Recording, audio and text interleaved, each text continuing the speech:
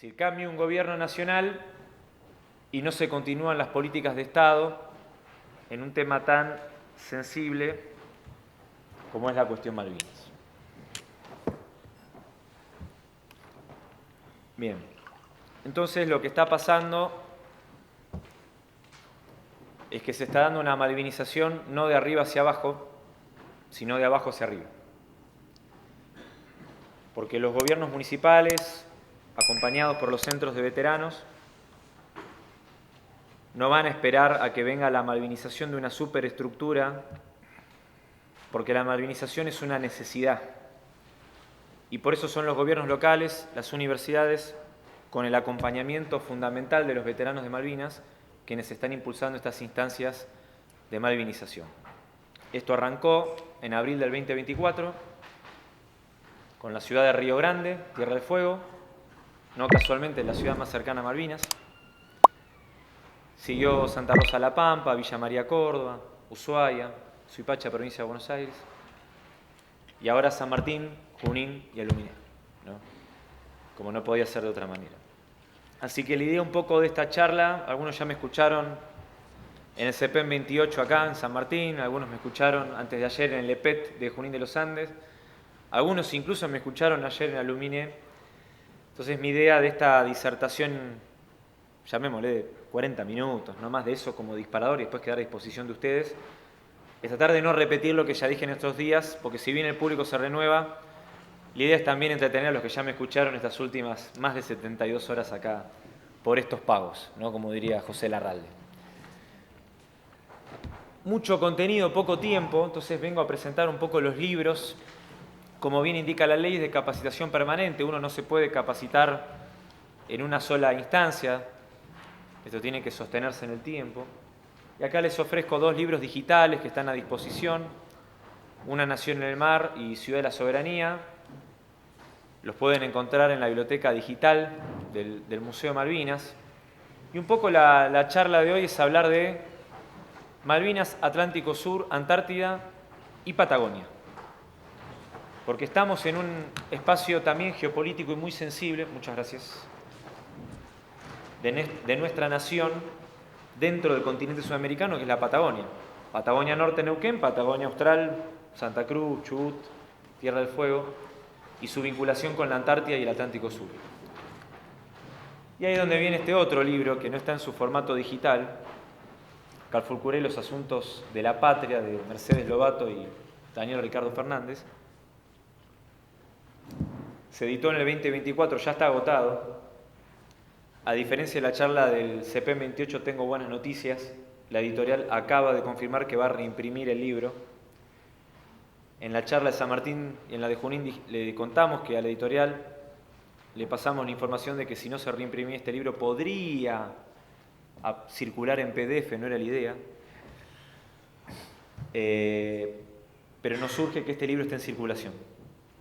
Si uno pone Calfulcurá en Mercado Libre, este libro ya no está más. Y se editó en el 2024. Hay una demanda que es altísima. Y es un libro muy importante, sobre todo para estos pagos. Por eso esta charla también la vengo de abordar en Santa Rosa, en La Pampa. Porque justamente también la idea de esto no es una charla definitiva, no es una sentencia histórica. La historia la construimos entre todos, con los vecinos, con los pueblos de las provincias, con el pueblo argentino, para tratar de recuperar nuestra historia en términos geográficos y temporales. Tenemos que recuperar, ya me pongo un poco filosófico existencial con las luces tenues, que es cuál es nuestra espacialidad como argentinos y cuál es nuestra temporalidad. Y este libro es fundamental. Y después otros elementos también a considerar que tienen que ver con las nuevas formas de comunicación, las redes sociales, YouTube. Les recomendamos el archivo oral monumental del Observatorio de la Universidad de Lanús, Voces de Malvinas. El canal de YouTube Malvinas Día por Día, que le está haciendo un patriota de mi edad, de 35 años, a pulmón, de forma muy didáctica, como fue la Guerra de Malvinas. Y también el canal de YouTube del Museo de Malvinas, que es el lugar donde trabajo, donde hay mucho material para profundizar. Así que voy a tratar de hacer una síntesis. Voy a tratar. Confíen en mí.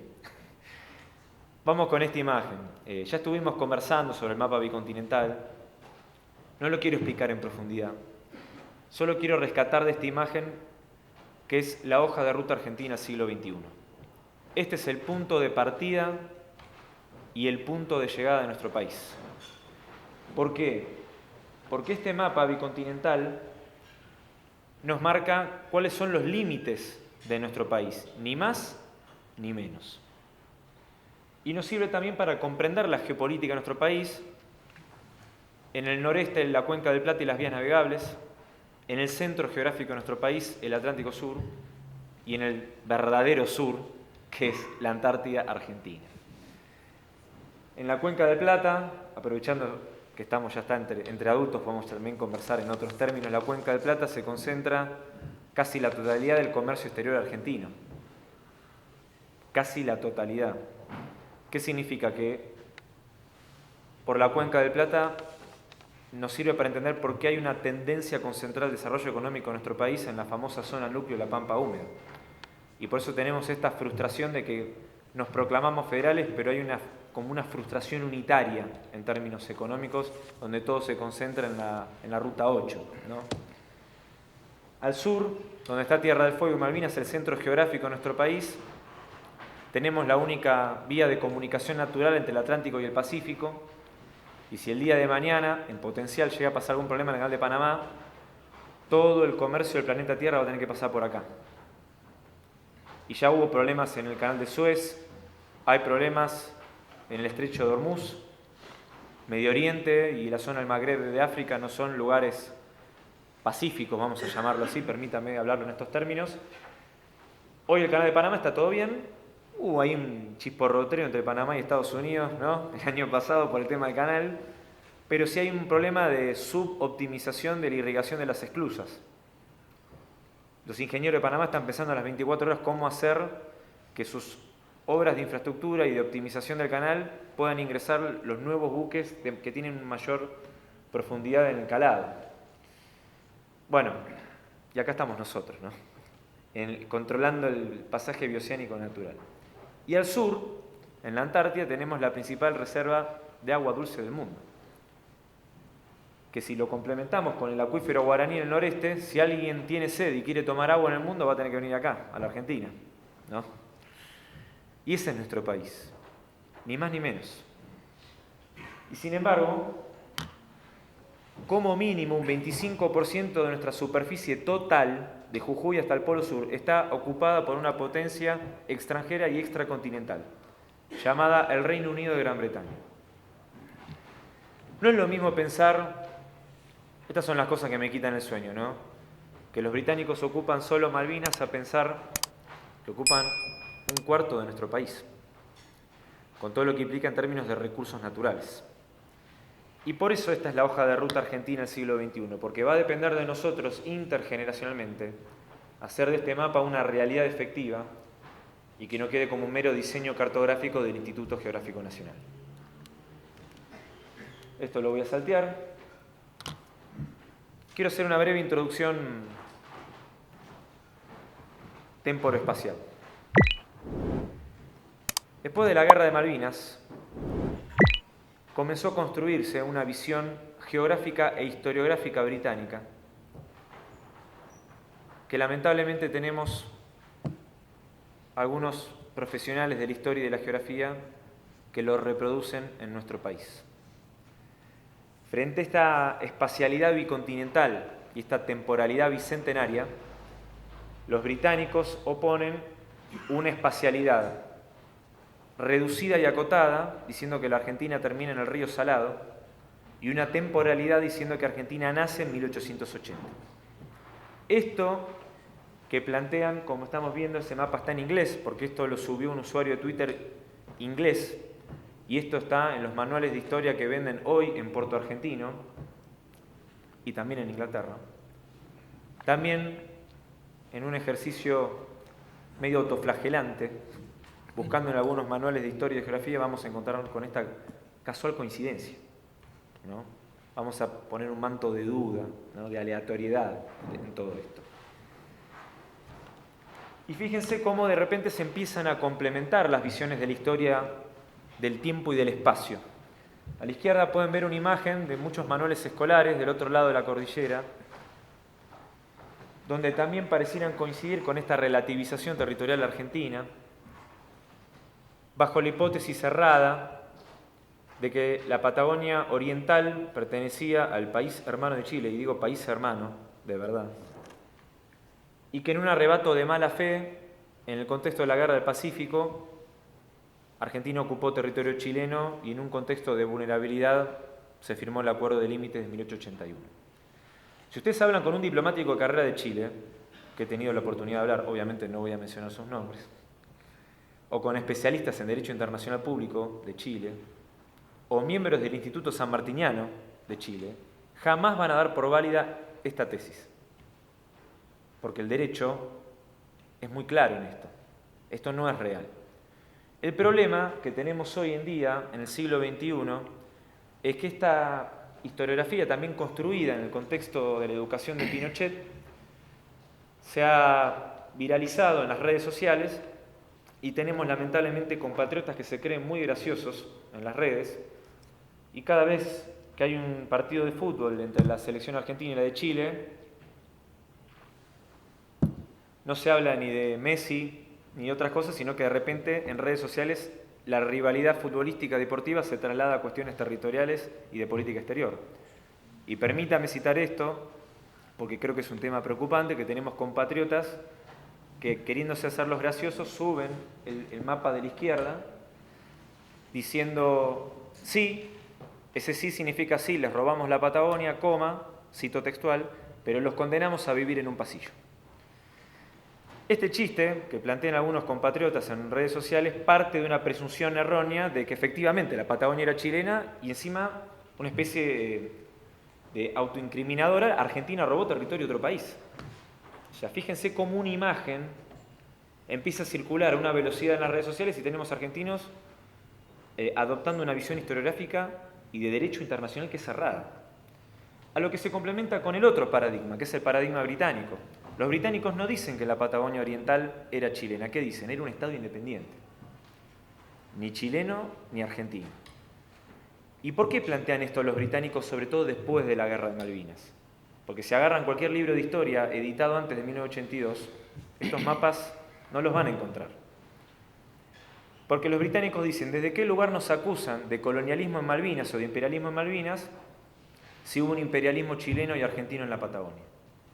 Y nos quieren poner en un pie de igualdad como si San Martín y el almirante Nelson, y permítame el paralelismo, la digresión, y como si Perón y Winston Churchill fueran lo mismo, ¿no? O como si Perón y Thatcher fueran lo mismo, y no somos lo mismo. El ejército argentino es un ejército de liberación continental, eso es San Martín. Nosotros no tenemos nada que ver ni con Beresford, ni con Popham, ni con Nelson. ¿Sí? Somos un país orgullosamente americano y es nuestra identidad americana que no solamente rompimos cadenas con la metrópoli ibérica, sino que, y ahora voy con la cuestión del paradigma argentino, voy por acá, nuestros ancestros, porque los tomo como propios, tomaron una decisión en 1806, que es no ser una colonia inglesa. Y esta decisión que tomaron nuestros ancestros en 1806 y lo ratificaron en 1807 para que no quedara dudas, es un mandato que tenemos que sostener hoy en el siglo XXI y esto es la vinculación con Malvinas. ¿Cuál sería la espacialidad de Argentina? El Virreinato del Río de la Plata, que nace jurídicamente en 1776, se termina de delimitar en 1782. Esta sería la geografía y la historia. El nacimiento del pueblo argentino no es 1880, es 1806. Porque esta gesta de rechazo a las invasiones inglesas desbordó absolutamente a las autoridades virreinales. Esto, por supuesto, no quiero, por las dudas, claro, lo hemos charlado con Sorna.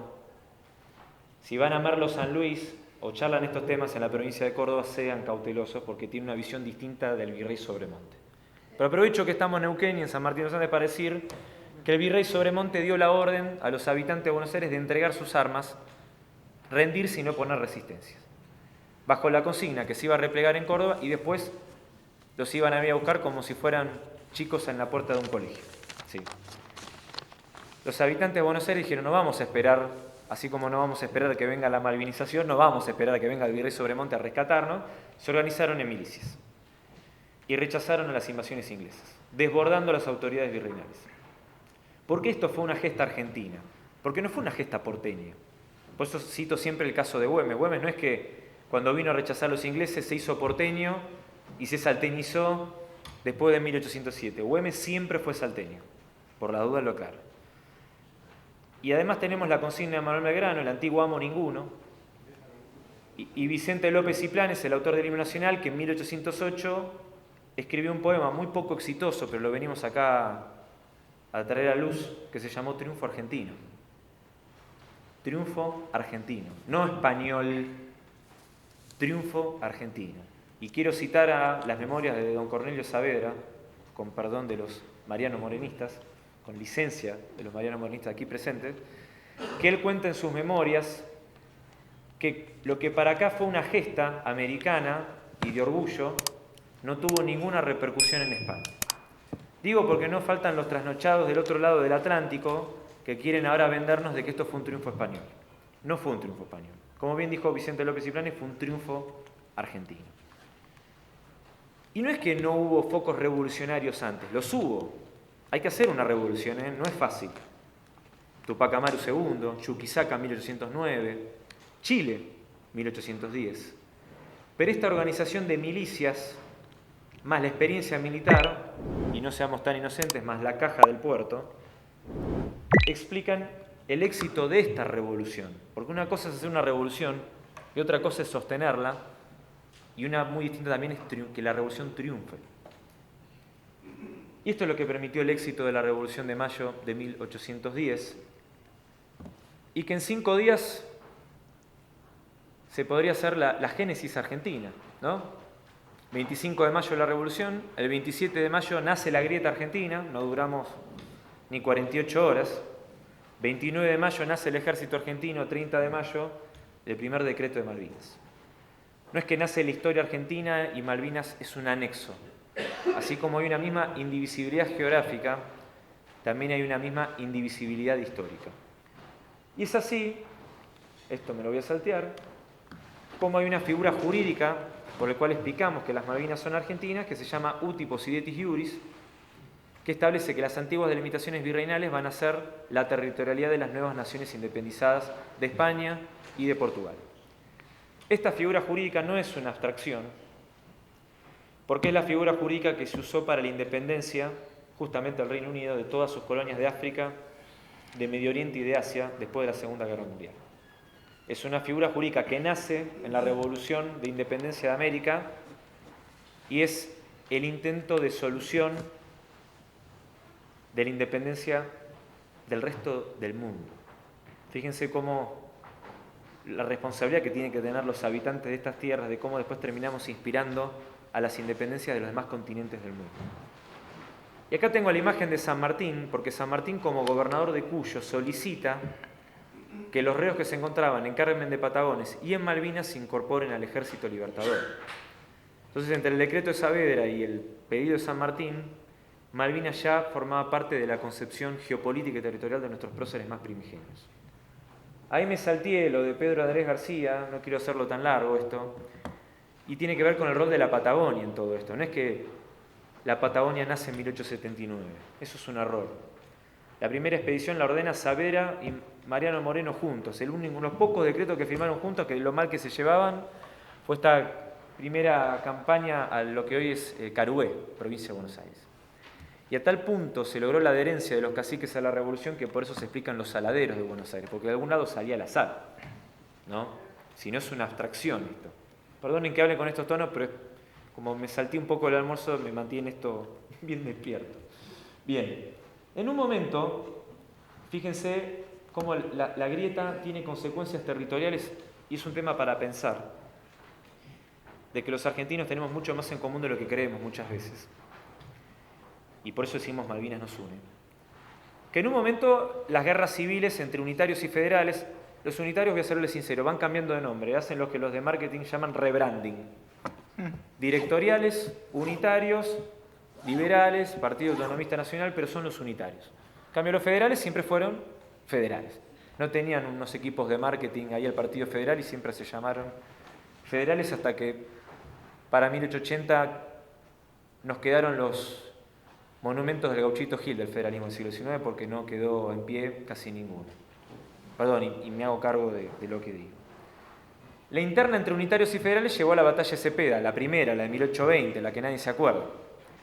Se disuelve el poder central del directorio y tenemos un mosaico de autonomías provinciales. La pregunta es, ¿quién se hace cargo de Malvinas? Y la respuesta a todo, como muchos de los problemas que tenemos en nuestro país, es Buenos Aires. Y lo digo como porteño, eso sí lo puedo decir. A Buenos Aires le correspondía administrar lo que hoy es capital, provincia de Buenos Aires, toda la Patagonia, incluido donde estamos ahora, Tierra del Fuego y Malvinas. Así lo había delimitado la cédula real de 1782, que era la Gran Intendencia de Buenos Aires, hasta que entre 1880 y 1884 se decide fragmentar esta magna provincia de Buenos Aires en territorios nacionales. ¿Sí? Neuquén, Río Negro, La Pampa, Chubut, Santa Cruz, Tierra del Fuego, Malvinas y Capital Federal por un lado y la provincia por otro. Y no es que nuestro país dijo, bueno, uti possidetis iuris, como si fuera un truco de magia de Harry Potter, como una formalidad jurídica, sino que tomó actos posesorios reales de nuestra soberanía en Malvinas. Y acá tuvimos el guiño de un corsario norteamericano, para que ver que no todos son malos, algunos jugaron de este lado. Davy Shewitt plantó la bandera nacional el 6 de noviembre de 1820. Y acá es donde viene la dualidad, el choque de geopolítica entre Argentina y el Reino Unido. No solo fue en 1982, esto es una larga historia que la vivimos hoy en tiempo presente. El primer choque fue entre Davy Shewitt y James Weddell. Los dos se encuentran en Malvinas, Shewitt plantando la bandera argentina con 21 cañonazos, notificando en inglés y en castellano que los buques que estaban ahí era territorio argentino, y James Weddell, obviamente un almirante británico, que estaba parando en Malvinas no para tomar mate y mirar el paisaje, sino para usarla de apoyo para sus incursiones en la Antártida. 1820, se encuentran los dos. Hoy, si agarran un mapa de la Antártida, van a ver un mar que le llaman Mar de Weddell. Tenemos la toponimia colonial hasta el Caracú, como dirían mis ancestros no tan lejanos, ¿no? O sea, mis padres. Shewitt se encuentra con Weddell y le manda la notificación. Usted está en territorio argentino. ¿Qué dice Weddell en sus memorias? No me gustó el tono de autoridad con el que me cruzó Davy Shewitt. Y bueno, es que es territorio argentino, por eso fue con un tono de autoridad. Esto lo voy a hacer muy sintético. Probablemente mi primera intervención termine en 1884, después abordaremos el siglo XX. Téngame paciencia, por favor. Y ese contexto después donde nace la deuda externa. ¿Sí? Empréstito de la Baring Brothers, se pone en garantía las tierras fiscales de Buenos Aires y, de alguna manera, Rivadavia, Martín Rodríguez y Friedrich Rauch, o Federico Rauch,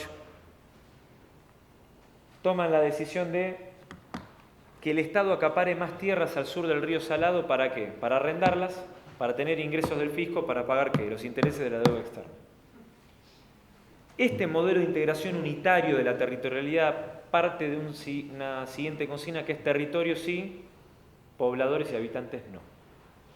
Frente a este modelo unitario de integración territorial se le va a oponer el modelo federal que arranca con Dorrego y lo termina ejecutando Rosas, que es territorio y pobladores. Y cuando digo pobladores, no solamente hablo de los caciques y de los loncos, sino que estoy hablando también de los gauchos de la campaña bonaerense, que eran unos cuantos también. Este modelo de integración unitaria que se vio suspendido durante el periodo federal se va a ejecutar después de la batalla de Caseros. Y esto nos va a servir para entender un poco qué fue lo que pasó después de la batalla de Caseros, porque siempre que se habla de estos pagos, todo se centra en 1879 y pareciera que no tenemos ningún libro de historia que hable de 1810 a 1879, como si no hubiera habido historia acá.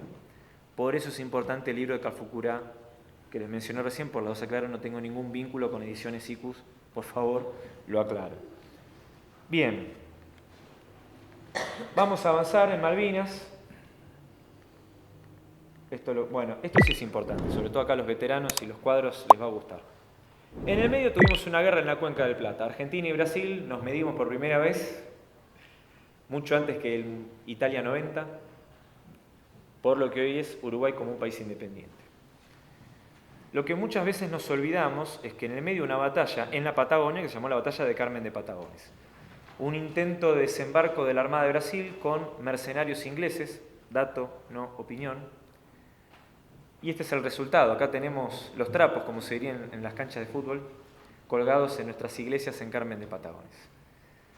Y ahí viene la cuestión, ¿quiénes estaban en el fortín de Carmen de Patagones? Voy a hablar en otros términos. No eran todos huincas los que estaban en Carmen de Patagones. Está claro esto, ¿no? Ahora, 5 huincas no pueden detener a la Armada de Brasil desembarcando en Carmen de Patagones. Los caciques formaron parte fundamental de la defensa nacional ante un intento de desembarco en Carmen de Patagones.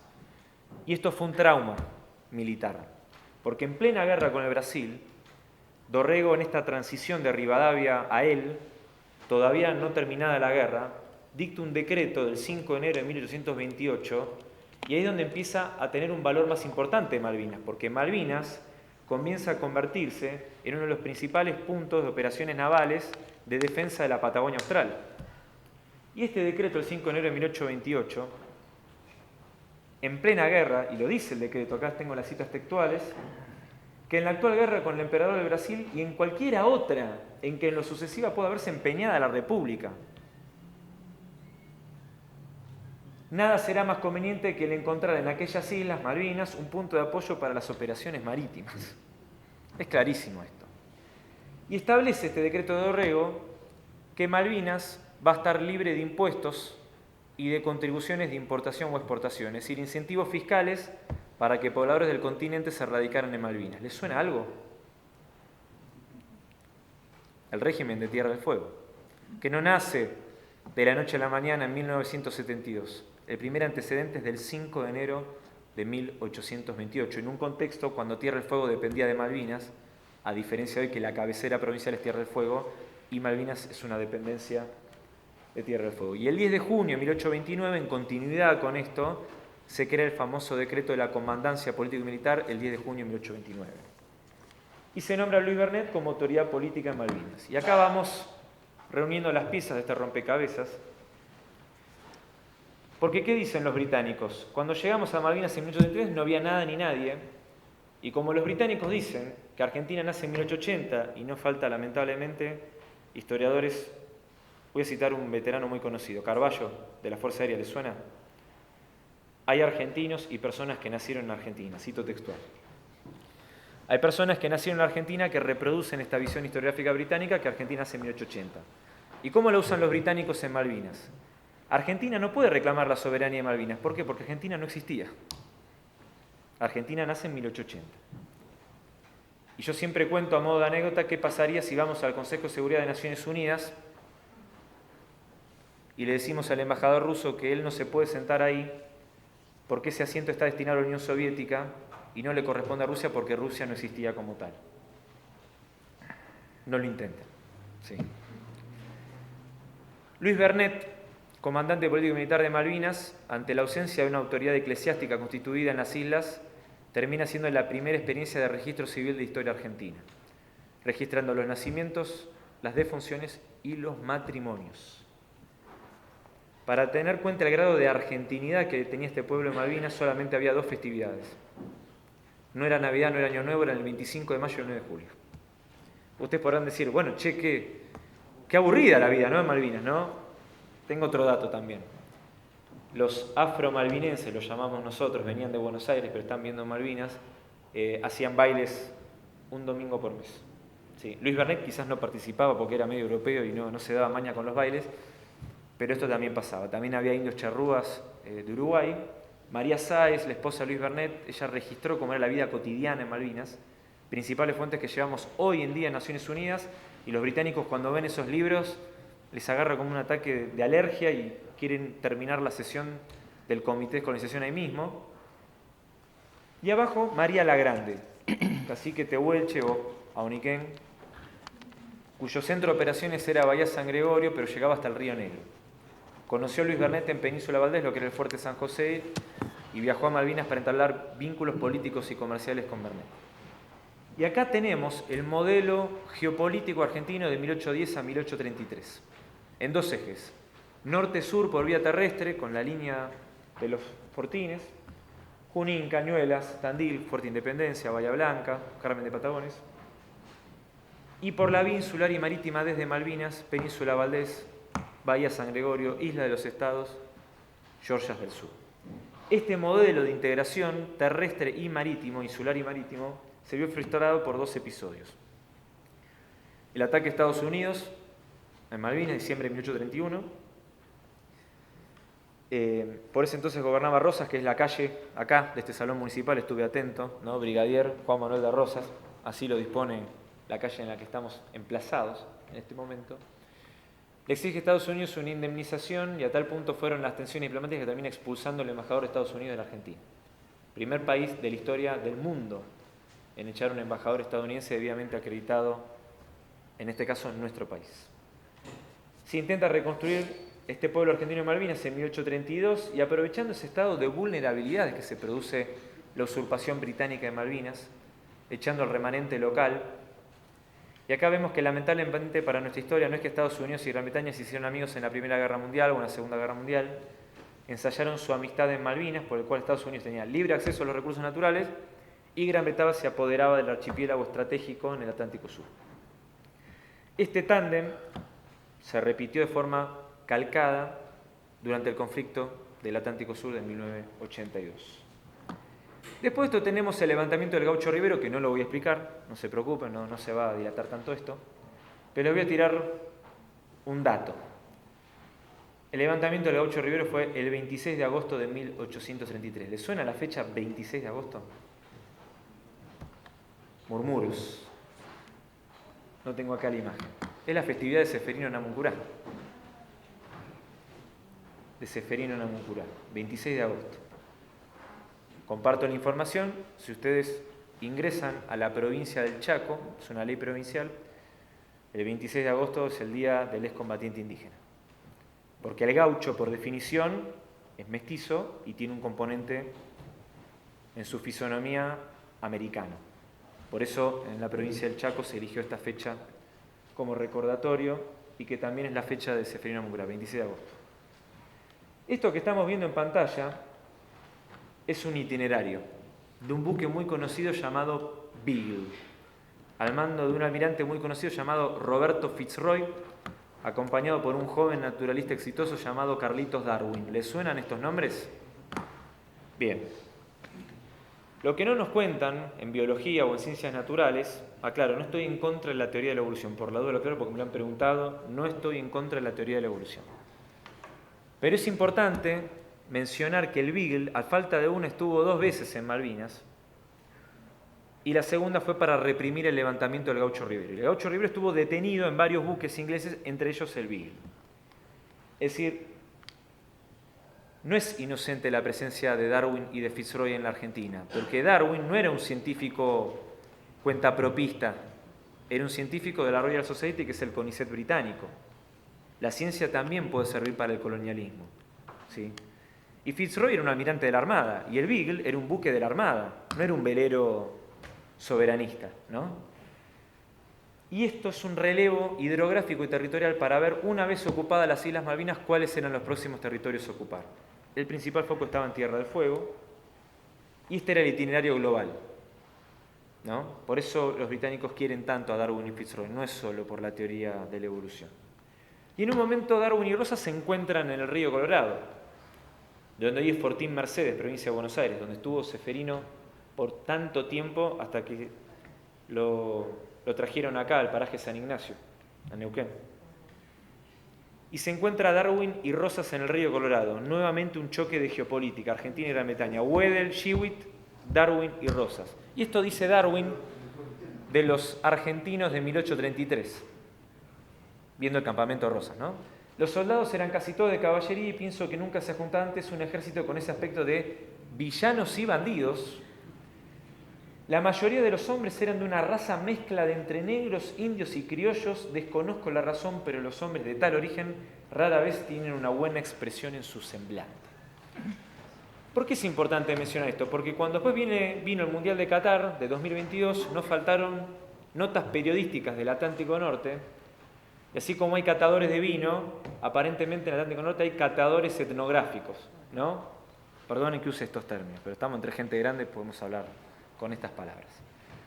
Haciendo una crítica etnográfica de la selección argentina, como si el Cuti Romero fuera un descendiente escandinavo, ¿no? ¿Por qué es esto? Porque pareciera que el paradigma anglosajón penaliza el mestizaje. Es una cuestión incomprensible para ellos. ¿Y esto por qué se relaciona con Malvinas? Porque si ustedes el día de mañana viajan a Malvinas en tiempo presente, los británicos quieren presentar a Malvinas como un paraíso de diversidad multicultural. Porque además de ingleses y escoceses hay personas de Santa Elena, de Chile, de Filipinas, de Zimbabue. Yo estuve en Malvinas y los vi en los bares de Puerto Argentino, estaban todos separados y no estaban integrados.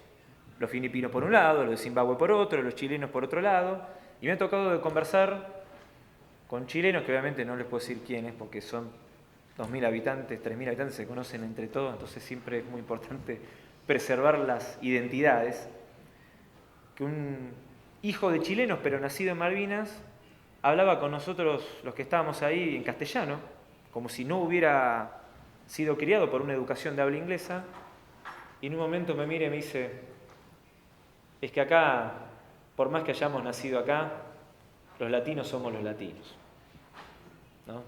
Por más que yo haya nacido acá, el hijo de chileno, para el inglés, es chileno. Punto. Por eso me parece que es importante mencionar esto, porque fíjense cómo el colonialismo británico y la propaganda británica quiere presentar como un paraíso multicultural algo que no está integrado. Y si miramos nuestras caras, y me incluyo, en este hermoso país que tenemos, vemos que hay una integración distinta. Y ustedes se preguntan, ¿y qué hacía Rosas en el río Colorado? ¿Se habrá ido de vacaciones? ¿Se habrá ido a tomar unos mates? Estaba con la campaña en 1833-1834, campaña muy poco estudiada, muy poco abordada,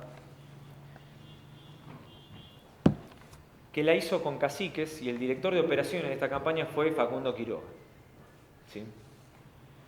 Rosas termina desplazando de esta campaña a los caciques realistas que una vez terminada la Guerra de Independencia devinieron en aliados unitarios, estoy hablando de los hermanos Pincheira, y forjó un sistema de alianzas. En un primer anillo, Catriel y Cachur al sur de Cañuelas, Santiago Yanquelén en Junín, Fuerte Federación, y Mals al sur, Calfucurá. Cuando lo mencioné en La Pampa me aclararon, nosotros somos Rancuche, no somos Huiliche. Bueno, no importa, no vamos a hablar en internas, no importa, no viene al caso. ¿Pero por qué es importante esto? Porque Rosas, como caudillo, esto no fue una campaña ni financiada por el Estado, lo hizo como caudillo, establece esta alianza que tenía por objetivo la defensa nacional. Rosas se comprometió como caudillo a proveerles a los caciques ganado de Buenos Aires, yerba mate y tabaco del litoral, azúcar del noroeste y aguardiente de Cuyo. Los caciques se comprometieron a no ser malones en las estancias de las campañas, permitir la puesta en valor de la infraestructura de defensa de los fortines, que para eso estaban, por eso Carmen de Patagones, la provisión de sal, de salinas grandes, y acudir a la defensa nacional en caso de agresión externa o unitaria con apoyo externo. Estos acuerdos que se sellan en la estancia del Pino, hoy provincia de Buenos Aires, se ejecutaron de Rosas como gobernador con partidas presupuestarias públicas del gobierno de Buenos Aires, que era esta gran amplitud. ¿Qué pasaba mientras tanto con Malvinas? Bueno, ¿cómo las recuperamos? Se tomó la tesis de Tomás Guido, que hay que recuperar Malvinas por la vía de la razón y del derecho internacional, a lo que le sumamos el primer apoyo solidario que fue Bolivia, 14 de junio de 1833, planteando en esta solidaridad con la Argentina, este es Manuel Moreno igual, lo claro, este es el embajador argentino, de que la unidad continental, citando el Congreso de Panamá de 1826, iba a dar la fuerza necesaria para evitar nuevas incursiones colonizadoras en territorio americano recientemente independizado. Esta estrategia continental de Bolivia recién se ejecutó en el siglo XXI. Sí, pero no se inventó nada, todo ya estaba dictado en 1833. Acá está, la solidaridad de Bolivia. ¿Sí? Bien, vamos al segundo mandato de Rosas, que acá tenemos la calle, ¿sí? un intento de administración conjunta y soberana en la Cuenca del Plata con el caudillo oriental Manuel Oribe, y tenemos la invasión de Francia de 1838.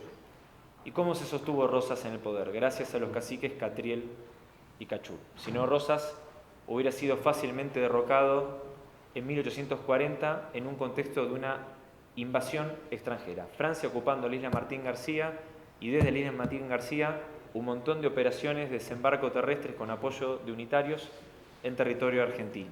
¿Sí? Esto lo voy a saltear. Y después tenemos vuelta de obligado, porque supongo que si no Rosas no estaría acá con una calle. No. ¿Y por qué es importante vuelta de obligado? Porque también participaron caciques en vuelta de obligado. Era todo un sistema integrado. Y fue Francia y Gran Bretaña juntos, unidos, rivales en el colonialismo en el mundo, pero unidos contra la Argentina. Fíjense lo importante que somos, que mientras se distribuían las colonias en Asia y en África, se tuvieron que unir en contra de la Argentina. Vuelta de obligado, 20 de noviembre, Día de la Soberanía Nacional. Esa resistencia que duró 8 horas tuvo un impacto tan fuerte mundial y moral que luego eso permitió el triunfo militar del 4 de junio de 1846, que fue la batalla de Punta de Quebracho. ¿Sí? Y después de estas batallas se firman 2 acuerdos de paz con Gran Bretaña y Francia que reconocen como ríos interiores de la Argentina a los ríos interiores de la Argentina. Fíjense lo que tuvimos que hacer para que reconozcan nuestra soberanía en las vías navegables, como si el Sena o el Támesis fueran patrimonio de la humanidad y de libre navegación del mundo. San Martín, que estaba en el exilio, permítame los términos, hizo de lobista argentino en Francia, diciéndole a los franceses que desistan de estas invasiones porque, como después dijo en varias de sus correspondencias, los argentinos no son empanadas que se comen simplemente llevando a la boca. ¿Sí? Y por eso es que San Martín le lega su sable corvo a Juan Manuel de Rosas. Lo que no nos cuentan es que uno de los buques británicos que formaron parte de la intervención en el Paraná, ¿saben de dónde salió? De Malvinas. Seguro que muchos de ustedes no la tenían esa, ¿o no? Y ahí lo tienen, Bartolomeo Sullivan. Salió de Malvinas, formó parte de vuelta de obligado, del lado británico, por supuesto, volvió del Paraná y luego regresó a Malvinas. Fíjense cómo Malvinas fue un centro de operaciones marítimas para atacar el continente. Y es a partir de este momento que, con el miedo que tenían los británicos que de vuelta de obligado y del Paraná se trasladara la guerra al Atlántico Sur, es que acá comienzan las organizaciones de milicias en Malvinas y la militarización en Malvinas. Y ustedes se preguntarán, y bueno, ¿y quién pedía que Gran Bretaña interviniera en el Río de la Plata? ¿Y quién financiaba a los unitarios que estaban exiliados en el Montevideo? El señor que estamos viendo en pantalla, con nombre y apellido, Samuel Fisher Lafone. Inglés, banquero, anglicano, unitario. Este es el verdadero enemigo de Rosas, que era argentino, federal, católico y estanciero. No era Sarmiento, no era Mitre. Este es el verdadero enemigo de Rosas, quien financiaba al Partido Unitario desde la ciudad de Montevideo, cobrando sus préstamos con las rentas de la aduana de Montevideo. Y esto no termina acá. Él es el que le pidió el permiso a la reina Victoria para explotar el ganado bovino al sur de la isla Soledad, que es lo que está marcado en rojo, que si agarran un mapa en inglés de Malvinas se llama esta localidad Lafonia, en homenaje a Lafonia. Y como si fuera poco, obtiene el siguiente permiso de la reina Victoria, que es la autorización para la creación de la Falkland Island Company. ¿Le suena? No nació en Londres, nació en Montevideo. Y si miran bien el escudo original de la Falkland Island Company, que es el que vieron nuestros veteranos quienes deambularon por Puerto Argentino, en el escudo no es una oveja el animal que está en el centro, es un toro con cuernos. ¿Por qué? Porque es un toro de raza criolla. En este momento, como los campesinos ingleses y escoceses no les daba el piné para lidiar con los toros criollos, se llevaba mano de obra rural desde Montevideo para explotar el ganado bovino de Malvinas. Una vez liquidado el stock bovino de Malvinas, se echan a los gauchos de Malvinas de esta segunda parte del siglo XIX. Viene la hegemonía ovina con campesinos ingleses y escoceses que eran más valientes con las ovejas porque los toros eran un poco más aguerridos. Y tenemos la batalla de Caseros, Bueno, esto lo vamos a omitir porque es una desgracia para nuestra historia. Espero que sea la única vez que desfile triunfante el ejército de Brasil en las calles de Buenos Aires. Esto lo vamos a omitir. Pero la pregunta es, ¿podría haber estado Malvinas en la Constitución Nacional que se sancionó en 1853? Y la respuesta es que sí. Pedro de Angelis, intelectual napolitano, fíjense que tiene unos rulos muy parecidos a los de Maradona, mano derecha intelectual de Rosas, presentó un proyecto constitucional junio de 1852, a ver si lo tengo acá, pidiendo que Malvinas y el reclamo de Malvinas tuviera rango constitucional, 1852, y decía que el límite sur de la Argentina, ¿saben cuál era? El Océano Antártico, 1852. Es hasta el día de hoy que la Antártida no figura en ninguna constitución nacional del mundo. Y nosotros podríamos haberla tenido en 1853 y hoy el reclamo de Malvinas recién se incorporó en 1994. Bueno, los ríos quedaron libres para Estados Unidos, Francia y Gran Bretaña y este es el saldo geopolítico. Arrancamos con una territorialidad que se fue fragmentando y balcanizando, la independencia de Bolivia, de Paraguay, de Uruguay, el avance sobre el estrecho de Magallanes, hoy que tenemos las cataratas del Iguazú compartidas con Brasil, las compartimos con mucho gusto, quizás en otra época de nuestra historia hubiéramos querido que sea, ¿no?, todas argentinas, y la ocupación británica en Malvinas. ¿Cuál es el saldo geopolítico? Una fragmentación de la Cuenca del Plata y del Atlántico Sur. Y vamos redondeando un poco, pero después quedo a disposición. Los británicos, para ellos, Malvinas es un medio para un fin, siempre. Hoy principalmente es la Antártida. Para nosotros Malvinas es un fin en sí mismo porque son argentinas y tiene que ver con nuestra soberanía. Y los británicos de Malvinas quisieron ocupar Tierra del Fuego a través de distintas misiones para instalar una misión anglicana en Tierra del Fuego, enseñándole inglés a los yaganes y llevándolos a la religión anglicana, cuyo jefe, ¿cuál es el jefe de la religión anglicana? El rey de Inglaterra. Yo a veces cuando digo mitad en serio, mitad en chiste en las redes sociales que el Reino Unido es una teocracia, porque el jefe de Estado es a su vez el jefe de la religión predominante, hubo nacidos en la Argentina que se ofendieron.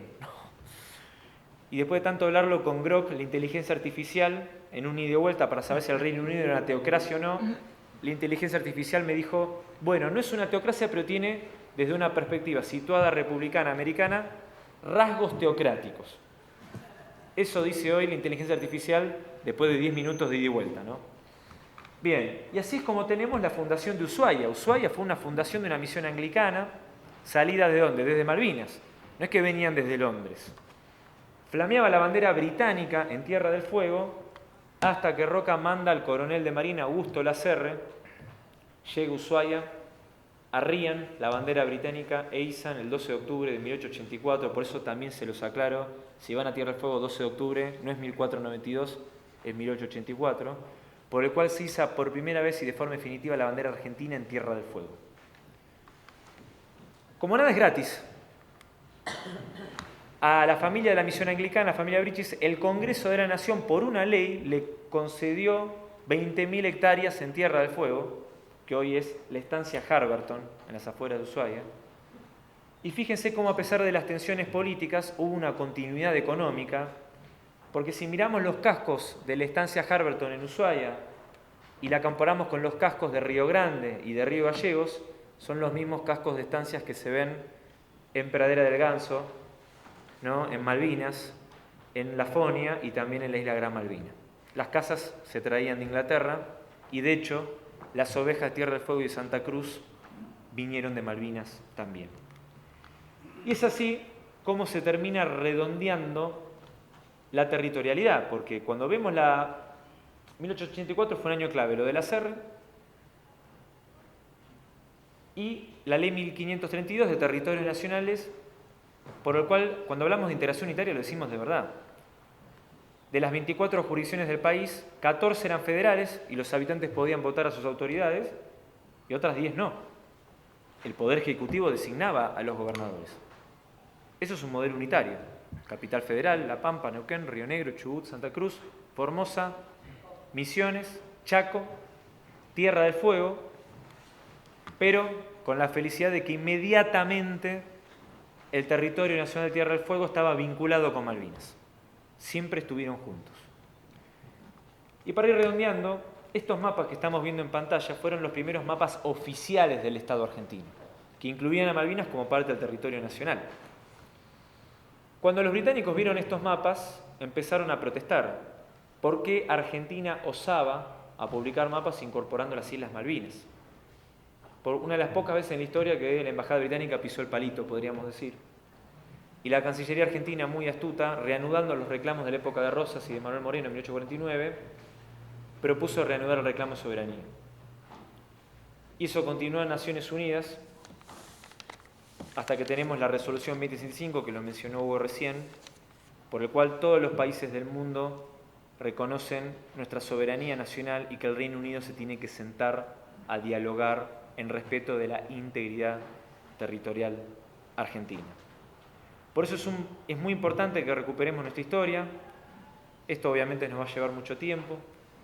Quería compartir esta información con ustedes y el vínculo fundamental que tiene la Patagonia en la soberanía nacional, para que juntos en esta construcción de malvinización, de a poco, de forma intergeneracional, realmente volvamos a ver de una buena vez por todas y de forma definitiva, volver a flamear nuestra bandera en las Islas Malvinas y en todo el Atlántico Sur. Muchas gracias.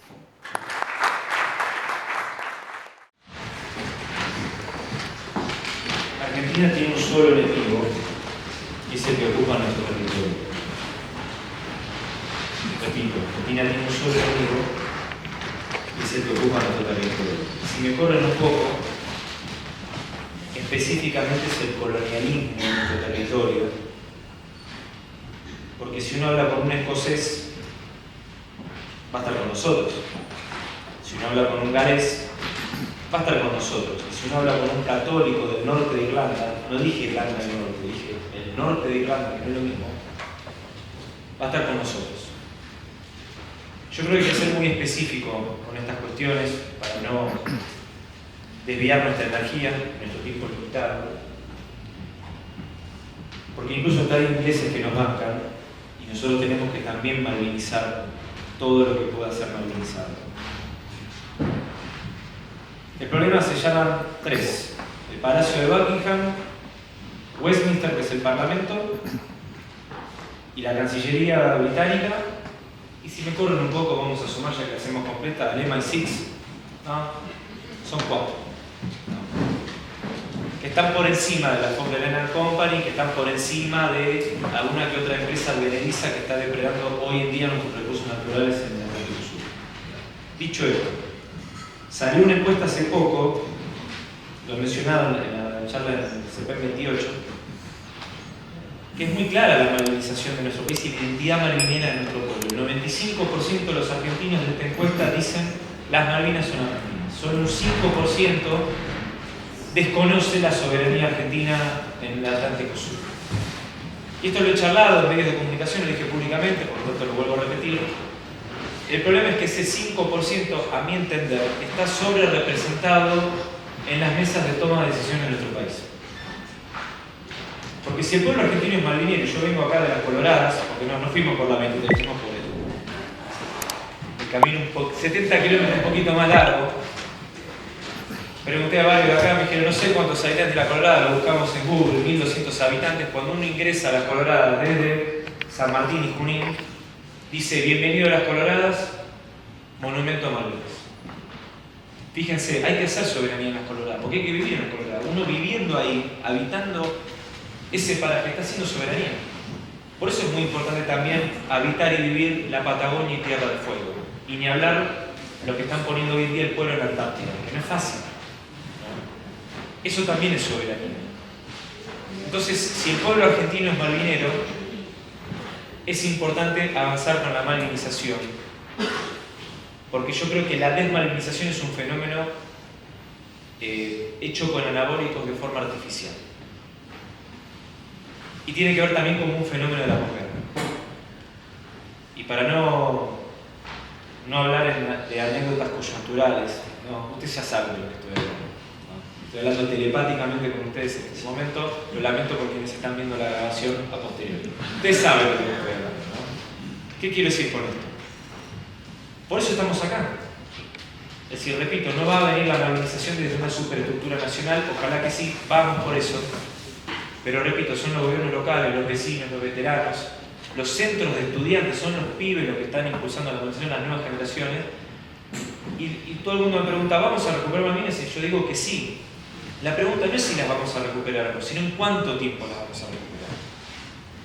Porque nosotros corremos con una gran ventaja: la voluntad y la verdad. Eso es lo que nos diferencia con el colonialismo británico en Malvinas. Que no tiene ni la voluntad, porque esto es a base de ingresos económicos, y no tienen la verdad. Y ellos saben que las Malvinas son argentinas. Y nosotros hoy estamos haciendo vuelo rasante, permítanme la metáfora, con este tema. Y se va a venir la malvinización a escala provincial. Y después de la escala provincial vamos a alcanzar la malvinización a escala nacional. Y después de la nacional vamos por la continental. Porque aunque no les parezca, en África ya están malvinizados. En Asia también. Y el resto de... Y he hablado con varios compatriotas del continente y también nos están esperando a nosotros. Que vayamos por un camino y lo sostengamos en el tiempo. ¿No? Es el punto a tocar. Bien. Profesor, Sí, permiso, ¿no? sí. ¿Qué pasa con los soldados israelíes que están haciendo maniobras militares? ¿Qué pasa con el proyecto que hay de instalar una base para submarinos atómicos en Ushuaia? Vamos punto por punto. Me prendo lo que usted está diciendo. Sí. A ver. Vamos a hablar de la información que tenemos verificada.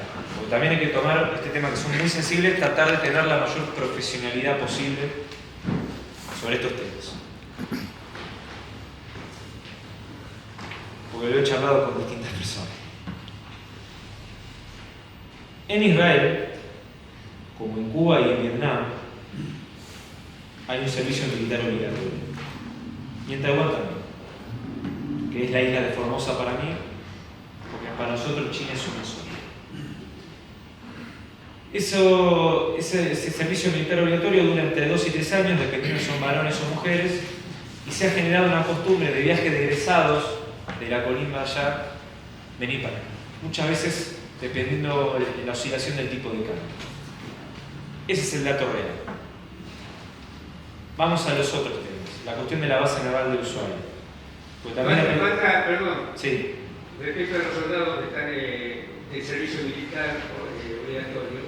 Que finalizaron y son civiles, aclaro. Correcto, pero los mandaron a la Patagonia, usted me puede mentir o a lo mejor yo estoy hablando pavada, para destrezarlos después de haber cometido, no sé, la cantidad de homicidios, de matar gente, para destrezarlos, para que vengan a la Patagonia a olvidarse del desastre que habían cometido. Ojo, es público, no lo estoy inventando. No, la verdad que no tengo esa información. No tengo esa información. Yo no la tengo. Vamos a hablar de la base naval integrada de Ushuaia. Que también voy a hablar de lo que se sabe y de lo que sé. Cuando digo de lo que sé, hablo de lo que el gobierno nacional dice sobre este tema. Por eso digo que hay que ser muy responsables. Bueno, el gobierno nacional está diciendo de que la Argentina va a ser la otra Israel, o que la Patagonia es la tierra prometida del pueblo judío. ¿Qué quedamos? Sí. Bueno, Ahora vamos a hablar de Ushuaia. Voy a hablar de lo que sé y lo que no sé. disculpe, por respeto a todos los que estamos acá, por favor pidan la palabra, porque hay 3 o 4 personas que querían preguntar. Sí, vamos con Ushuaia. Y voy a poner imágenes de Tierra del Fuego ya que estamos. Y si me permiten, 5 minutos. Señor orador, señor moderador. Vamos a hablar del régimen de Tierra del Fuego, que también es un tema que compete a la charla de hoy, como para que vean que no me estoy yendo ningún milímetro de la jurisdicción que nos compete, que tiene que ver Malvinas, el Atlántico Sur y Antártida. Vamos para atrás. ¿Por qué se crea el régimen de Tierra del Fuego? En Brasil se crea una zona franca para proteger la Amazonia en fines de la década de 60. ¿Por qué? Porque esto con el día lunes se anticiparon.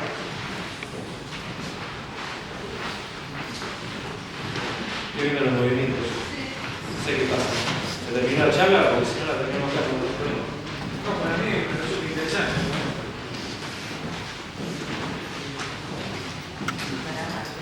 Seguimos, sí. Falta cuervo ya. A ver si ya está vacío. Bien. ¿Al Al cuervo? Al cuervo, perfecto. Continúa la sesión. Bien. Hoy con el diario del lunes Brasil tiene razón en tiempo presente. ¿Por qué? Porque hay un montón de activistas en el Atlántico Norte que plantean que la Amazonia es el pulmón del planeta. Lo que estamos viendo ahí en pantalla. Y como es el pulmón del planeta, es una irresponsabilidad que el pulmón del planeta esté bajo la soberanía nacional de un solo país. Entonces, ¿qué proponen? Internacionalizar la Amazonia. ¿Qué dice Brasil? Bueno, vengan, inténtenlo. En Manaus, en Brasil, viven 2 millones de personas. Ya está. El debate se termina. No se puede internacionalizar territorio nacional y soberano de nuestro pueblo hermano de Brasil. El régimen que hay en Brasil es idéntico al de Tierra del Fuego, que por eso lo traigo a colación. Y acá menciona a los 2 mentores de este régimen especial, quizás el de la derecha es más conocido, un general del ejército. Voy a mencionar la persona de la izquierda, el capitán de navío de la Armada, Ernesto Manuel Campos. Ok, bien. Capitán de navío de la Armada, 3 veces gobernador del Territorio Nacional de Tierra del Fuego, militante de la Unión Cívica Radical Intransigente, Ernesto Manuel Campos. Fíjense cómo estas 2 personas que estamos viendo en imágenes fueron de 2 partidos distintos, de 2 fuerzas distintas. Pero cuando había que pensar Tierra del Fuego y Malvinas, no había una división. De hecho, Campos fue fue diputado nacional por Tierra del Fuego en las elecciones de 1973. ¿Cuál era el objetivo? Preparar las condiciones económicas de Tierra del Fuego para el momento en que Argentina recupere el ejercicio pleno de soberanía en Malvinas. Y esta imagen que la mostramos en los colegios no es inteligencia artificial. De la bandera argentina flameando en Malvinas, el puerto argentino, a fines del 72, 10 años antes de la guerra. Contexto de la resolución 2065, mandato de descolonización, comienza el desembarco del Estado argentino mediante sus empresas, sus insignias de empresas nacionales en Malvinas. En ese momento, antes del 73, los isleños vivían un nivel de aislamiento absoluto y solo se aprovisionaban una vez por mes con un buque que salía de Montevideo, que adivinen cómo se llamaba. Darwin se llamaba el barco. Nada es casual. Eso lo hizo la Fuerza Aérea, una pista de aterrizaje rompiendo el aislamiento de los isleños, y cuenta Campos y sus hijos, que viajaron a Malvinas en esta época, para entender el nivel de aislamiento que tenían los isleños, que algunos se exiliaban porque la vida era tan precaria que era insostenible, que por ejemplo los isleños no sabían lo que era un durazno. ¿Ustedes se imaginan su vida sin saber lo que es un durazno, una fruta tan elemental como esa? Spinetta no podría haber hecho la canción Durazno sangrando, porque el durazno no existe. Ya está filosófico todas estas cuestiones. Campos le llevó durazno, no sabía ni cómo operar el durazno, los isleños. Algunos vinieron al continente, estudiaron las escuelas bilingües, como por ejemplo San Jorge de Quilmes, y los que vinieron al continente, ¿qué conocieron? El helado. ¿Para qué? Algunos cuentan que se pasaron de rosca con el helado, que terminaron descomiendo el helado de haber conocido esa fruta, no, lo que es el helado argentino, ¿no? Del cual estamos tan orgullosos. Ni hablar de dulce de leche. Bueno, ni hablar, sí. Para no terminar el que estoy hablando del tiempo. Esta imagen que estamos viendo, ¿y por qué menciona Tierra del Fuego? Porque se perfiló la geopolítica de Tierra del Fuego, con 2 elementos muy claves. Al norte, Río Grande, donde hoy tenemos en la cuenca austral producción de gas y hidrocarburos, que es la segunda cuenca en actividad después de Vaca Muerta. Primero Vaca Muerta en Neuquén, segundo cuenca austral de Tierra del Fuego. Para todos los que critican a Tierra del Fuego, no está de más mencionar que es la segunda provincia productora de gas de la Argentina después de Neuquén, donde estamos ahora. Eso que estamos viendo es YPF Malvinas. ¿De dónde salió? De Río Grande, Tierra del Fuego. Y Ushuaia, montada entre la cordillera de los Andes y el mal llamado Canal de Beagle. El turismo antártico saliendo de Ushuaia a Malvinas, de Malvinas a Antártida y de Antártida a Ushuaia.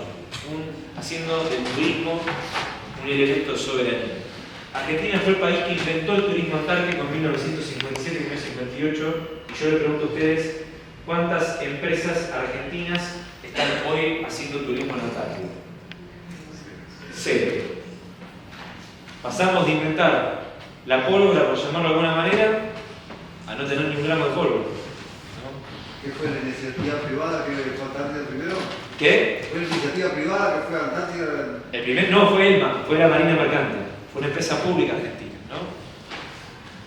Y bueno, ahí vemos cómo llegó la campaña del 73 a Puerto Argentino, ¿no? Ahí vemos una fichada proselitista, vamos a decirlo en términos técnicos, cómo se aficharon las casas de Puerto Argentino.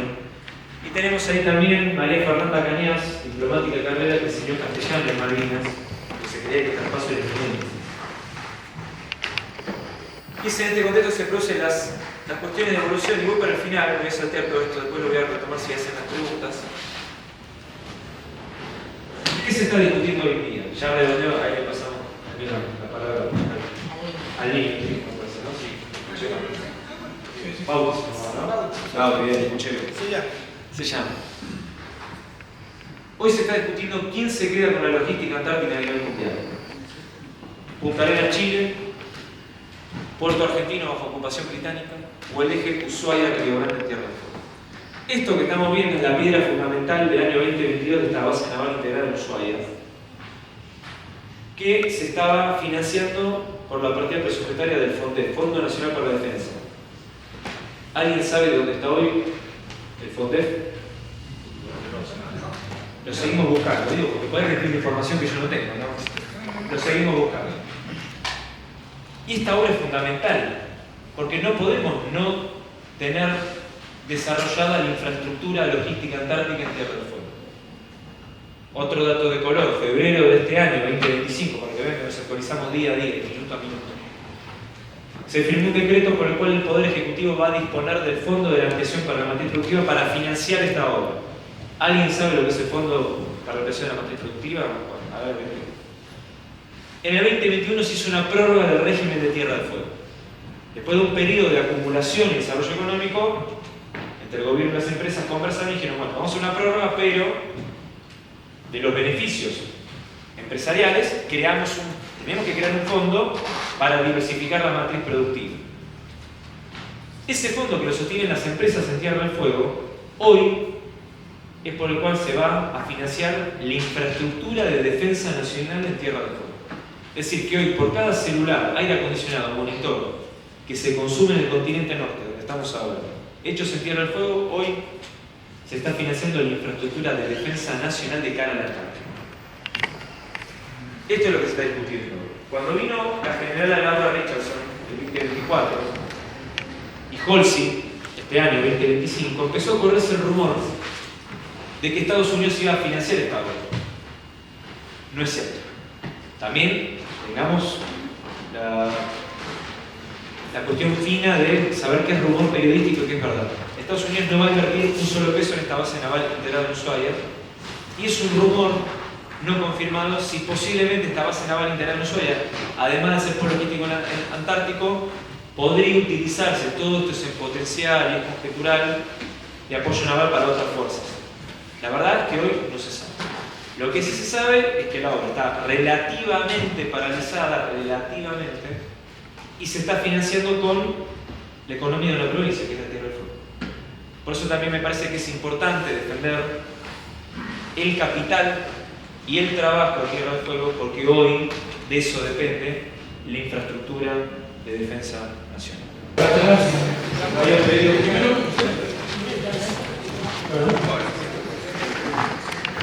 Buenas tardes. Antes que nada estoy agradecido de haber escuchado la charla esta. La verdad que es muy meditativa y hace bien al corazón. La consulta es básicamente si hay algún proyecto que interpele o que trate de seguir una política de Estado, ¿no? de mantener la soberanía sobre Malvinas, porque después estamos lamentando viendo tratados ruinosos en los que se le concede pesca, petróleo.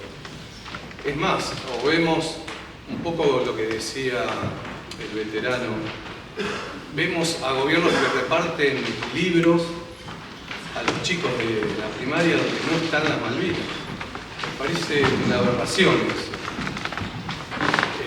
¿O qué se puede hacer, ¿no? Mientras tanto? No sé, elevar o planear algún proyecto donde todo eso tenga alguna pena. Gracias. Ahí levantó la mano Mario, pero ¿cuánto? Sí.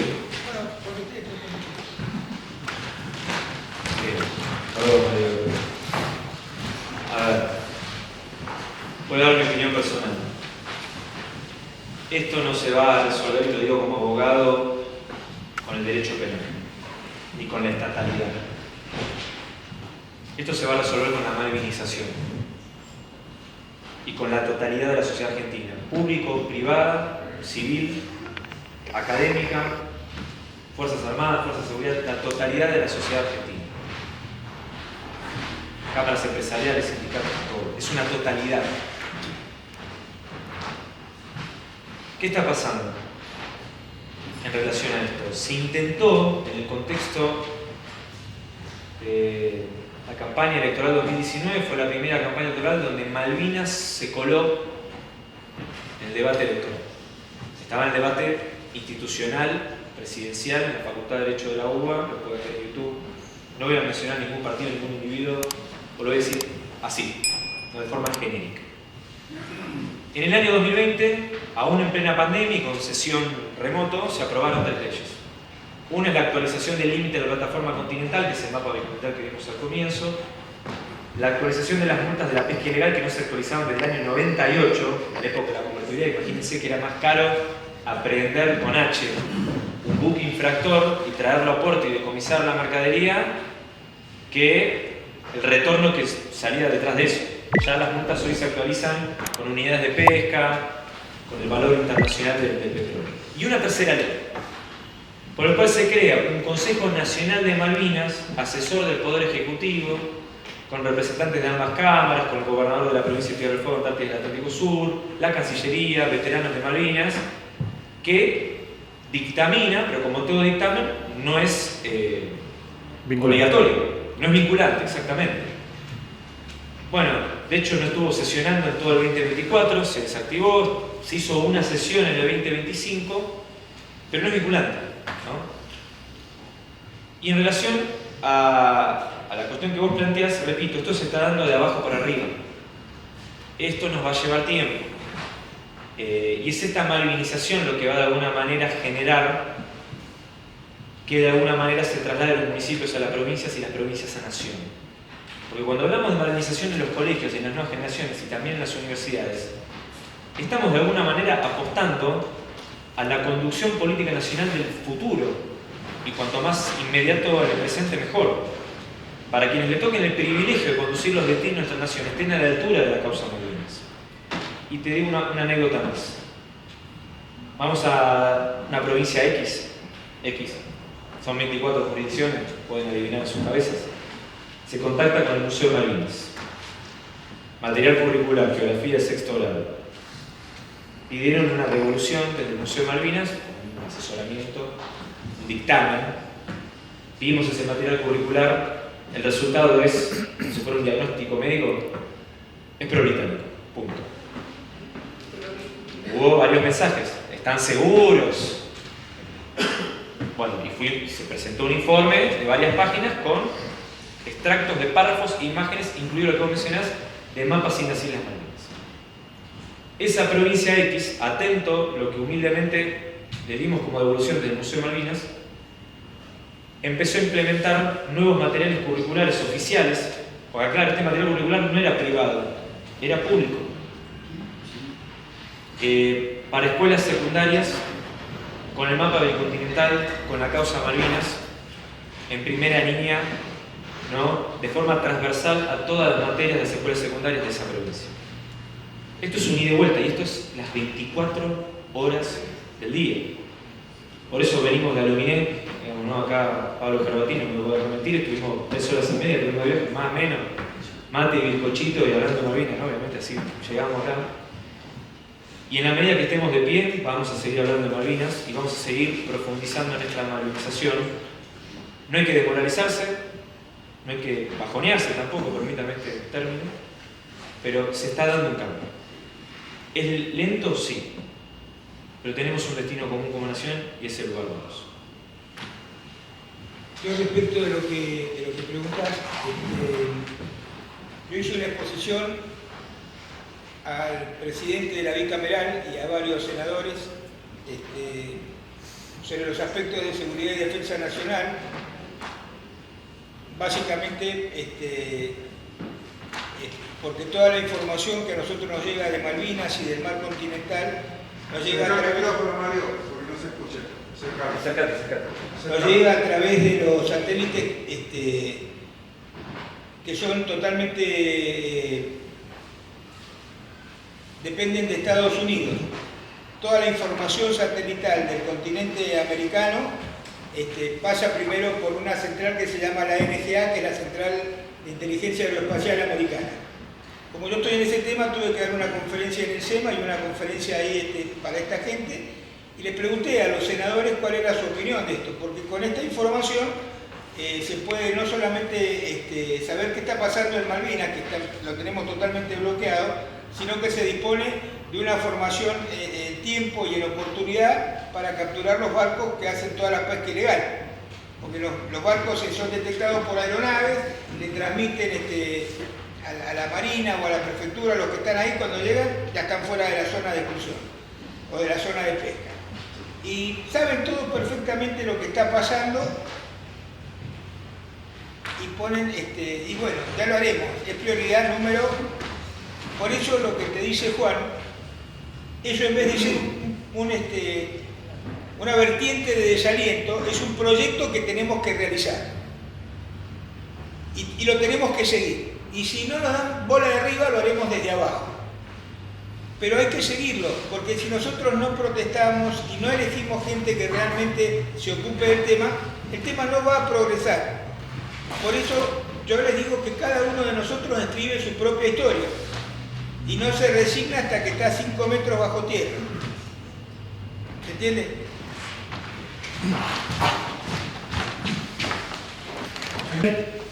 Que en el 2009 se firma la Constitución Europea y 27 países en común acuerdo le entregan al Reino Unido y a Irlanda del Norte territorios de ultramar.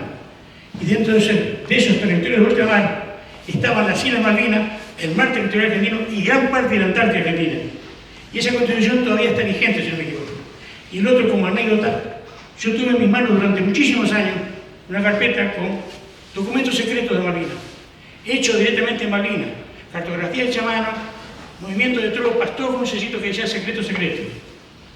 Yo tuve el honor de entregársela al regimiento 4 de caballería. Y ellos me dijeron, ni nosotros teníamos esto. Bueno, una vuelta vino un general de que había estado en Malvinas y le preguntó al jefe, ¿vos tenés ese documento? Dámelo, le dijo. Ese documento en este momento está en el comando de la 6ª Brigada de Neuquén como documento histórico de Malvinas. Yo no hace falta que digan mi nombre. Todos saben quién soy. Pero esas son preguntas que yo le quería hacer al abogado. A ver.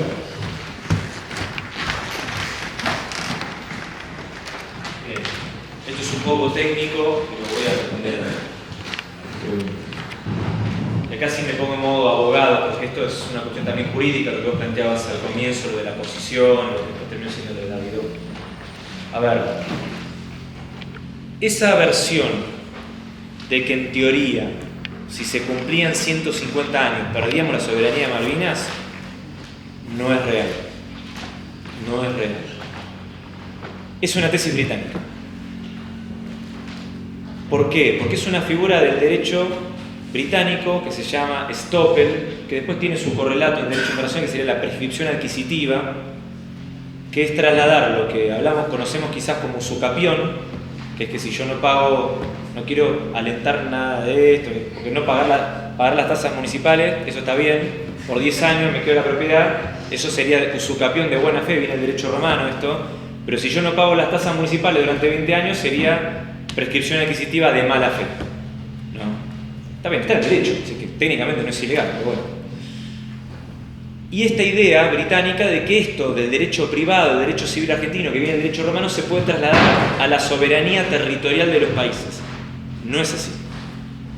¿Por qué? Primero porque Argentina, lo vimos al comienzo, desde 1833 que reclama la soberanía de Malvinas. Y nuestro país, a pesar de las diferencias que podamos tener, jurídicamente hablando, nunca renunciamos ni un milímetro con Malvinas. A diferencia de otros hechos de territorialidad más complejos como Gibraltar en España, como lo que pasó con México, con California, ¿no? Nosotros nunca firmamos nada, ni siquiera en junio de 1982. Y acá es donde vemos la cosecha. Por eso, mientras que vos hablabas, viene esta imagen, que tiene que ver con la resolución 2065. Si nosotros, a ver, lo charlamos también con los colegios, no somos una potencia económica, lo dijo Mario recién, queremos serlo, hoy no lo somos. Sí somos potencia en la Antártida, pero quienes quedamos relegados en esta parte de la Argentina, el continente sudamericano, queremos dar un pasito más. No somos potencia militar, entonces nuestro principal capital es la coherencia jurídica en términos de derecho internacional y en términos diplomáticos. Esto fue lo que nos permitió en Naciones Unidas, cuando presentamos Malvinas en el Comité de Descolonización, ir con todos los papeles en regla. Y ahí es donde viene la discusión. Argentina plantea derechos históricos, geográficos, integridad territorial, y los británicos, que siempre estuvieron en contra de la autodeterminación de los pueblos, porque con ese principio se independizó Egipto, Sudáfrica, la India, Pakistán, Bangladesh, etcétera, etcétera, de repente de la noche a la mañana se acordaron de este principio y dijeron que Malvinas tiene que regir la autodeterminación. Y fueron los países de África, de Medio Oriente y de Asia que dijeron, no, autodeterminación en Malvinas, no. Y ahí es que nace la resolución 2065, por el cual tiene que primar la integridad territorial argentina e insta a las partes a negociar, tomando en cuenta los intereses de los habitantes, que es que se les respete la propiedad privada, ¿no?, en Malvinas, y que cuando recuperemos el ejercicio pleno de soberanía en las islas no hagamos con los habitantes de Malvinas lo que hicieron los británicos con los nuestros en 1833. Muchos pibes me han preguntado, ¿y cómo sería ese escenario? ¿Cómo lo podemos imaginar? Gaiman o Trevelyan en Chubut. Una comunidad galesa que toma el té a las 5 de la tarde, le sacaron el solín tincaico, le metieron ahí el dragón galés a la bandera, pero en ningún momento están cuestionando la soberanía chubutense o argentina del lugar en donde están viviendo. Entonces, eso de los 150 años no es verdad. Y de hecho, cuando se planteó la Operación Rosario, desde la cúpula del Estado argentino y del gobierno del contexto de la última dictadura, se pensó hacer un desembarco, que fue el 2 de abril, y en el mismo tiempo, en simultáneo, acelerar los procesos de la 2065 en el Consejo de Seguridad de Naciones Unidas, bajo la hipótesis de que el Reino Unido no iba a responder militarmente frente a esta situación, y con también la hipótesis incorrecta de que Estados Unidos, ante un conflicto, nos iba a apoyar. Y en caso de enfrentamiento, iba a estar equidistante, bajo la consigna manos afuera, hands off. Y bueno, terminó pasando lo que pasó. Voy a decir 3 o 4 cosas que las dejé en el tintero. Espera un poquito. Ah, perdón. Lo de la Unión Europea, no. Perdón, no sé mi paciente, tiene razón, me olvidé, le pido 1000 disculpas. El agua no está fría. Primero, cuando el Reino Unido ingresa a lo que hoy es la Unión Europea en 1973, para que vean que voy a responder la pregunta, la Unión Europea jamás consideró como parte de la Unión Europea las Islas Malvinas, pero sí reconocía, como usted bien dijo, como un territorio británico de ultramar. ¿Hasta cuándo? Abril de 2016, para que vean que esto se actualiza minuto a minuto. Cuando el Reino Unido se va de la Unión Europea por un referéndum de abril de 2016, comenzaron Porque los británicos también les calienta este tema, porque si no, no ocuparían nuestras islas, ¿no? ¿Estamos de acuerdo? Bien, vamos con el Brexit. Tengo tanta cosa acá, ténganme paciencia. Ah, ¿no le puse la imagen? Bueno, vamos acá. ¿Cuál es la principal hipótesis negativa que tienen los británicos en la cabeza? Y muchas se fueron concretando. Los británicos depredan nuestros recursos, estamos de acuerdo. No pescan para agarrar el calamar y mostrarlo al sol. No es que están haciendo una ofrenda al sol. La pescan para luego venderlo. ¿Quién es el principal importador de los recursos argentinos bajo ocupación británica? España. Bien. ¿Cuál es la principal preocupación que tienen los británicos post salida de la Unión Europea? Y ya la Unión Europea lo manifestó. La Unión Europea, hoy, después del Brexit, al no tener un vínculo obligado con Gran Bretaña, la Unión Europea es como si se hubiera independizado de Gran Bretaña. Y ahí tiene que ver con internas entre ellos, con Francia con Gran Bretaña, España con Gran Bretaña. Otro día lo charlamos. Pero tenía estas situaciones de tensión adentro del museo entre una persona británica y alemanes que se sacaron factura adentro del Museo Malvinas por el tema de Brexit. Literal, lo vi con mis propios ojos, ¿no? Otro día lo charlamos. La Unión Europea ya no reconoce más Malvinas como un territorio de ultramar británico y reconoce Gibraltar no como parte de Europa, porque los británicos hubieran querido que Gibraltar formara parte de la Unión Europea a pesar del Brexit. La Unión Europea dijo de ninguna manera. Esto es una colonia británica y entienden dos cosas. La primera, que hay un litigio de soberanía entre España y el Reino Unido por Gibraltar. Y a partir de marzo del 2023, realmente esto es el día a día, por iniciativa de la CELAC, que es un organismo de integración regional latinoamericano, en este vínculo CELAC-Unión Europea, la Unión Europea, por primera vez desde su existencia como tal, reconoce que hay una disputa de soberanía entre Argentina y el Reino Unido sobre Malvinas, y Argentina tiene el apoyo de toda América Latina, para entender cómo la región le da la musculatura diplomática que nuestro país necesita para discutir estos temas. El canciller británico del marzo del 2023, James Cleverly, llamó a Bruselas para pedir que por favor nos incorporara el párrafo de Malvinas en la declaración conjunta. ¿Y qué hizo Bruselas? Le clavó el visto al WhatsApp. Y por eso lo sacaron el tipo. Y por eso pusieron a James Cameron, un ex primer ministro, a hacerse cargo de las relaciones internacionales de Gran Bretaña, porque fue un papelón. Hay un nuevo escenario. Hoy la Unión Europea ya no reconoce más a Malvinas como un territorio británico de ultramar, acusa a recibo que hay una disputa de soberanía, y ahí hacemos junta con España. Porque si el día de mañana España dice no importamos más calamar de Malvinas, bajo ocupación británica, la economía que sostiene el colonialismo inglés se cae como un piano. Ese es ese es el gran miedo que tiene. No va a pasar de la noche a la mañana esto. No es que la Unión Europea va a decir las Malvinas son Argentina de la noche a la mañana. Repito, esto no va a llevar tiempo y hay que malvinizar todo lo que pueda ser malvinizado, incluido el continente europeo.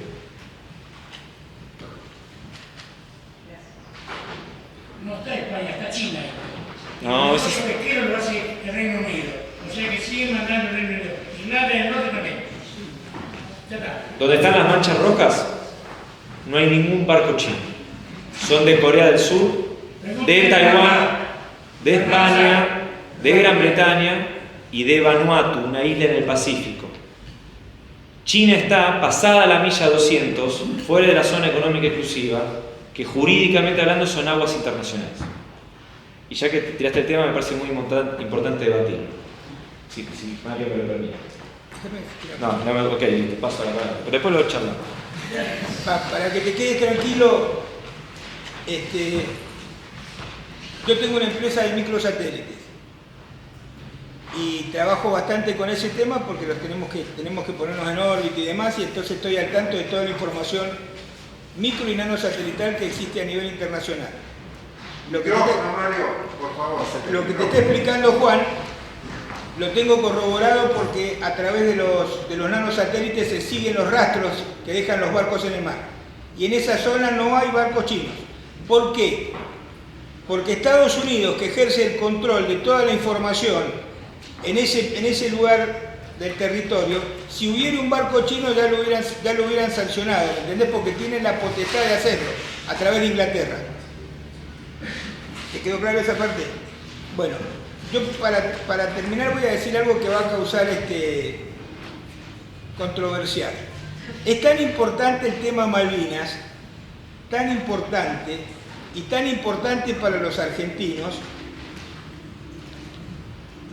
que en el año 82 la primera operación que se realizó para favorecer el tema de Malvinas la realizó Montoneros con gente de la Armada y se llamó Operación Algésiras, que es una operación que se trató de hacer en el Mediterráneo. Cuando estaba la flota inglesa viniendo hacia acá, se trataron de colocar bombas subacuas. Eso está documentado. ¿Se entiende lo que te estoy planteando? Enemigos acérrimos y todas las cuestiones, y hoy aún seguimos con temas de ideología de aquella época, estuvieron juntos para esa operación. Esa es la importancia que tiene Malvinas para el argentino. Está por encima de cualquier tipo de ideología o de conflicto. Gracias, Juan.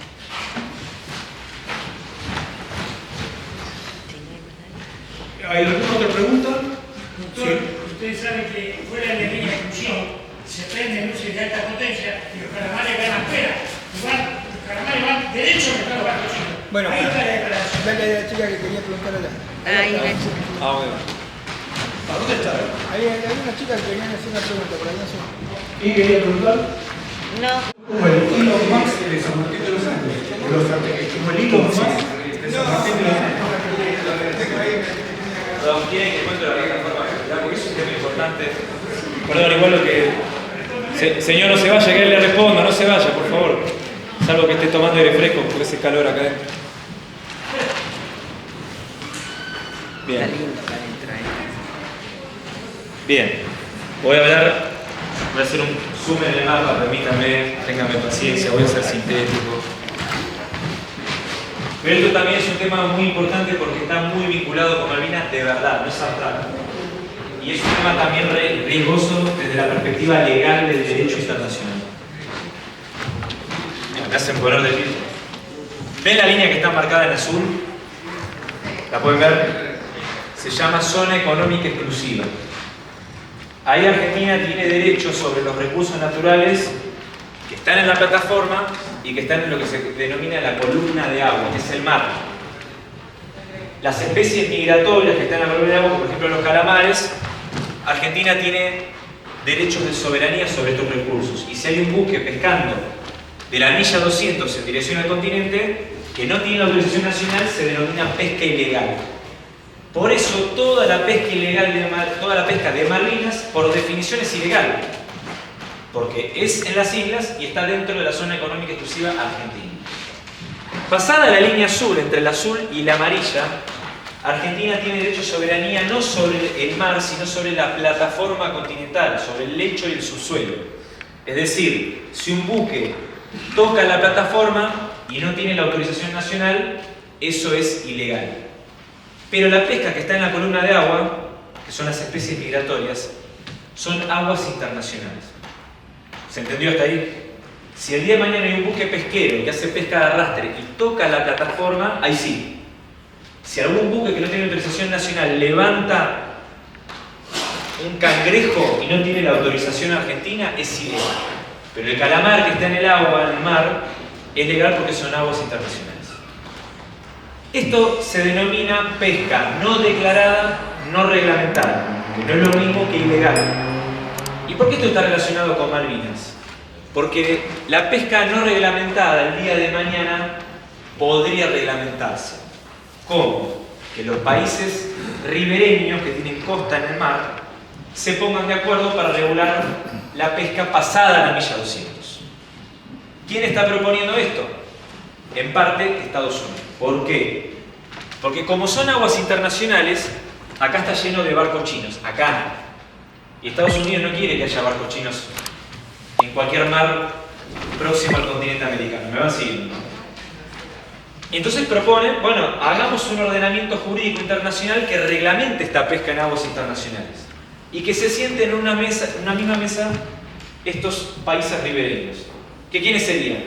Brasil, Uruguay, Argentina, y ahí es donde viene la complejidad. Porque si el Reino Unido se presenta como Estado ribereño sudamericano por la ocupación de Malvinas y Argentina firma eso, está reconociendo a Gran Bretaña como un país que está ocupando nuestras islas. Por eso Argentina nunca lo firmó. Y ahí es donde vienen las tensiones diplomáticas, porque Estados Unidos quiere que no haya pesca china acá, quiere reglamentar este mar, pero Argentina no puede firmar nada porque no puede consentir la ocupación británica de Malvinas. Por eso esto es un tema muy delicado, porque cada vez que vemos un medio de comunicación hablar de la pesca ilegal china, es China, estamos de acuerdo, pero no es ilegal.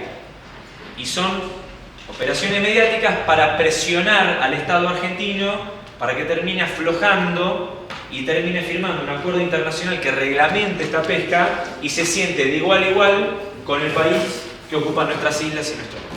Por eso es una cuestión muy importante lo que acá planteó el señor.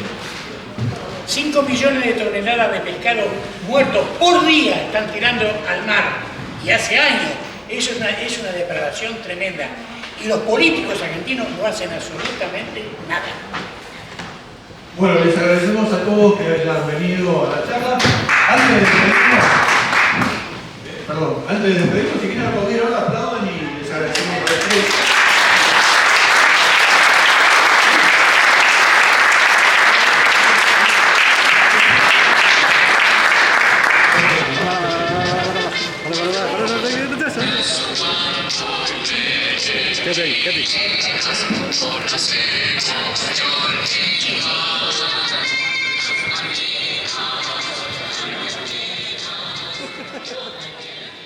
Hermoso.